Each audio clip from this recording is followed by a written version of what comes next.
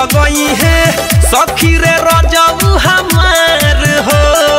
यरऊ ना डली है दे वरऊ ना डली है रंगावा डली है भतार हो यरऊ ना डली है वरऊ ना डली है वरऊ ना डली है रंगावा डली है भतार। म्यूजिक बाय गौरव रोशन।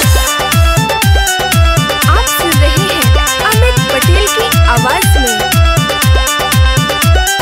पुआ पूरी तरुआ या भरुआ बनाई रजऊ के अपना पसंद से खियाई पुआ पूरी तरुआ या भरुआ बनाई पिया जी के अपना पसंद से खियाई जब मन डली है सखी रे निकली है देखी देखी लोग भले के तनो भी जली है यरऊ ना डली है दे वरऊ ना डली है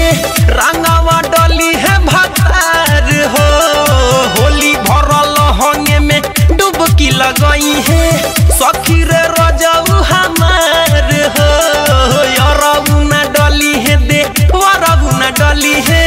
रंगावा डली है भतार हो होलिया में माजाली है खूबे राजा रंगावा यो वीर मोरा चलनी में चली है यरऊ ना डली है दे वरऊ ना डली है रंगावा डली है भतार हो होली भरल होंगे में डुबकी लगई है सखी रे रजऊ हमार